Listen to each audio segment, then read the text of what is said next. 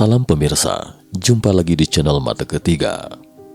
Pada 17 Mei 2022, Kongres AS mengadakan sidang lagi tentang UFO setelah lebih dari 50 tahun. Anggota Kongres Andre Carlson dari Partai Demokrat mengatakan dalam sidang dengar pendapat di gedung Kongres AS, lebih dari 50 tahun yang lalu, pemerintah AS telah mengakhiri proyek buku biru. Pada tahun 2017, untuk pertama kalinya, kami menyadari bahwa Departemen Pertahanan diam-diam memulai kembali organisasi serupa untuk melacak apa yang sekarang kami sebut fenomena udara tak dikenal. In 2017, we learned for the first time that the Department of Defense had quietly restarted a similar organization tracking what we now call unidentified aerial phenomena, or UAPs. Hari ini kami mengumumkan organisasi itu ke publik. Fenomena udara tak dikenal adalah potensi ancaman keamanan nasional. Stigma terkait dengan UAP menghalangi analisis intelijen. Pilot menghindari pelaporan atau ditertawakan ketika melaporkan fenomena itu. Pejabat Departemen Pertahanan mengabaikan atau menyembunyikan terkait fenomena udara tak dikenal. Hari ini kita tahu lebih banyak tentang UAP yang tidak dapat dijelaskan. Itu faktanya. Mereka memang eksis. Fenomena udara tak dikenal perlu diselidiki lebih lanjut. Ancaman yang ditimbulkan oleh fenomena udara tak dikenal perlu ditekan. Perwakilan Demokrat Andre Carlson dari Indiana yang memimpin panel dalam sidang tersebut. Sidang Kongres tentang UFO kali ini mendapat perhatian luas karena terakhir kali Kongres mengadakan sidang tentang UFO terkait dengan proyek buku biru lebih dari 50 tahun yang lalu. Sejak berakhirnya proyek buku biru sudah lebih dari setengah abad. Setidaknya secara permukaan, pemerintah tidak lagi berencana mempublikasikan tentang UFO. Tetapi dalam beberapa tahun terakhir, mungkin publik bisa merasakan kenapa informasi pemerintah AS tentang UFO semakin banyak. Terkesan sikap pemerintah terhadap UFO tiba-tiba berubah. Seperti yang dikatakan Carlson di awal video, pemerintah secara diam-diam menyelidiki UFO. Organisasi yang tidak dipublikasikan hingga 2017 itu adalah Advanced Aerospace Threat Identification Program (AATIP) atau Program Identifikasi Ancaman Dirgantara Tingkat Lanjut. Program tersebut dimulai pada 2007 dan baru diumumkan pada 16 Desember 2017. Selain program identifikasi ancaman dirgantara tingkat lanjut yang dirilis pada 2017, pada 17 September 2019, untuk pertama kalinya pemerintah AS mengakui keberadaan UFO. Juru bicara Wakil Kepala Operasi Angkatan Laut untuk Informasi Perang, Joseph Gradesar mengakui bahwa ketiga video UFO yang telah dibocorkan sebelumnya semuanya asli. Ia mengatakan, benda itu merupakan fenomena udara yang tidak dapat dijelaskan dan seharusnya video tersebut tidak tersebar luas ke publik. Salah satu dari tiga video tersebut diambil pada tahun 2004 dan dua sisanya diambil pada tahun 2015. Ketiga video tersebut awalnya beredar luas antara Desember 2017 dan Maret 2018. Pada saat itu, banyak netizen di dunia maya mengatakan bahwa benda terbang itu palsu. Meskipun banyak yang percaya bahkan pernah menyaksikan UFO dengan mata kepala sendiri, tapi ini adalah pertama kalinya pejabat AS mengakui fenomena ini. Misteri yang selama satu abad itu pun akhirnya terungkap. Ternyata memang benar ada sesuatu yang terbang ke sana kemari di atas bumi kita. Laporan UFO.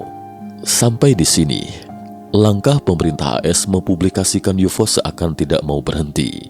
Pada 25 Juni 2021, pemerintah federal AS memberi wewenang kepada Kantor Direktur Intelijen Nasional untuk mempublikasikan laporan tentang UFO.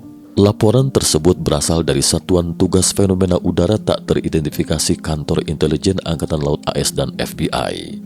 Data UFO yang dikumpulkan oleh ketiga departemen ini dan hasil analisis data yang terperinci menyimpulkan laporan UFO. Laporan terkait terdiri dari 9 halaman. Dokumen setebal 9 halaman itu berfokus pada 144 laporan penampakan UFO yang dikumpulkan oleh militer AS antara 2004 dan 2021. Dari 144 penampakan ini, 143 penampakan dikategorikan sebagai fenomena yang tidak dapat dijelaskan, dan sekitar 18 dari 21 laporan saksi dari pihak militer menunjukkan karakteristik penerbangan yang sangat tidak biasa. Misalnya objek terbang asing dalam keadaan statik di angkasa berangin kencang. Objek tersebut bergerak cepat melawan angin kencang dan tiba-tiba berbelok tajam atau melesat dengan kecepatan yang fantastis dan tidak tampak adanya sistem propulsi atau pendorong. Karakteristik penerbangan di atas mustahil bisa dicapai dalam jangkauan teknologi manusia bumi yang diketahui. Lalu bagaimana kawanan UFO ini melakukannya? Mungkinkah mereka menguasai teknologi tertentu? Semua ini masih belum diketahui hingga kini. Laporan penampakan UFO ini hanya segelintir dari 3 video UFO yang bocor ke publik. Ternyata masih ada setidaknya ratusan video seperti ini. Lagi pula ini merupakan laporan penampakan UFO dari tahun 2004 hingga 2021. Apalagi ini baru yang secara resmi diungkapkan oleh otoritas terkait. Lalu bagaimana dengan penampakan UFO yang tidak diungkapkan sebelum tahun 2004? Sidang dengar pendapat tentang UFO. Selangkah demi selangkah, publisitas UFO akhirnya digelar dalam sidang dengar pendapat pada 17 Mei. Anggota parlemen yang mengajukan pertanyaan dalam sidang tersebut adalah aktor pendukung. Protagonis yang sesungguhnya adalah 2 tokoh yang menjawab pertanyaan ini, yakni Ronald Moultrie, Asisten Menteri Pertahanan AS bidang intelijen, dan Scott Bray, Wakil Direktur Intelijen Angkatan Laut AS. Bray merilis 2 video UFO. Salah satunya adalah UFO segitiga. Video ini sebenarnya sudah pernah diumumkan sebelumnya. Dalam sidang ini, Bray memberikan jawaban yang sangat positif. Dia mengatakan itu adalah drone, tetapi aneh rasanya jika objek asing itu disebut drone. Pasalnya, siapa yang berani melepaskan drone di area latihan militer? Sementara video pendek lain yang diumumkan Bray adalah UFO berbentuk seperti balon yang menurutnya diambil dari pesawat militer F-18. Video UFO ini belum pernah diumumkan sebelumnya. Dari layar video, tampak tidak terlihat adanya sayap dan sistem pendorong, tetapi UFO seperti ini melakukan beragam manuver yang tidak dapat dijelaskan di angkasa. Selain 2 video UFO ini, Bray mengatakan bahwa sebagian besar UFO yang diambil oleh militer tidak hanya berasal dari satu sumber, tetapi diambil oleh beberapa sistem pada saat bersamaan. Kedua, Bray juga mengatakan bahwa sebagian besar video UFO yang ditangkap oleh militer ini adalah satuan yang berwujud, dan rasio ini ternyata lebih dari 80%. Lalu apa 20% yang tersisa? Pernahkah Anda menyaksikan beberapa UFO yang bersinar dan bahkan dapat berubah bentuk? UFO seperti ini mungkin tidak akan terlihat di radar. Mengapa? Karena alam semesta kita memiliki konsep paling dasar, yaitu antara dimensi yang berbeda, mereka saling tumpang tindih. Dengan kata lain, UFO tanpa entitas fisik itu sebenarnya berasal dari dimensi lain. Kita hanya bisa melihat bayangannya, tapi tidak secara fisik. Apa yang kita lihat adalah wujud di dimensi lain yang diproyeksikan ke dunia 3 dimensi kita. Ini agak rumit karena terkait dengan dimensi ruang dan waktu. Terkait dimensi ini, mata ketiga akan membahasnya di lain kesempatan. Seperti yang disebutkan sebelumnya, bahwa 80% dari UFO yang ditangkap oleh militer adalah satuan yang berwujud. Apakah kapal dan pesawat militer pernah bertabrakan dengan mereka saat mengejar mereka? Jawabannya tidak. Tapi ada 11 kali nyaris bertabrakan. Tapi yang jelas, Anda tidak akan pernah bisa menabraknya, dan tidak ada gunanya menembaknya dengan rudal, karena prinsip terbangnya sama sekali tidak sama dengan pesawat tempur atau rudal buatan manusia. Semua jenis roket dan pesawat buatan manusia mengandalkan aerodinamika, sementara UFO ini sama sekali bukan mengandalkan aerodinamika. Prinsipnya adalah mengubah medan gravitasi di sekitarnya, jadi itu bukan teknologi dimensional. Pertemuan tertutup. Anggota Kongres Raja Krishnamurti mengatakan, kita tidak memiliki sensor bawah air untuk mendeteksi UAP. Selain itu, apakah ada objek lain di bawah laut seperti USO? Pertanyaan ini lebih cocok untuk kita bahas dalam pertemuan tertutup. Anything that is in the ocean or in the seas. So I think that would be more appropriately addressed in closed session, sir. Pertanyaan terakhir adalah apakah kemajuan teknologi serangan dan pertahanan kita atau bahkan teknologi sensor ada hubungannya dengan UAP? Anggota Kongres Scott Bray mengatakan, ini akan kita bicarakan dalam rapat tertutup. offensive or defensive capabilities, or even our sensor capabilities. We'd save that for the closed session. Okay, great. Thank you. Pertanyaannya, ada apa dengan pertemuan tertutup ini? Sebagaimana diketahui, sidang dengar pendapat yang kita saksikan ini berlangsung terbuka selama hampir 1 jam. Siapapun bisa melihatnya. Pertemuan ini digelar pada pagi hari waktu setempat. Setelah itu, mereka kembali mengadakan pertemuan rahasia tertutup lainnya di sore hari. Sebagai orang biasa, kita tidak tahu apa yang mereka bicarakan di sore hari. Banyak rahasia yang tidak kita ketahui di sore hari. Apakah Amerika Serikat pernah menggunakan UFO untuk meningkatkan teknologinya sendiri? Pertanyaan ini sebenarnya sangat sederhana.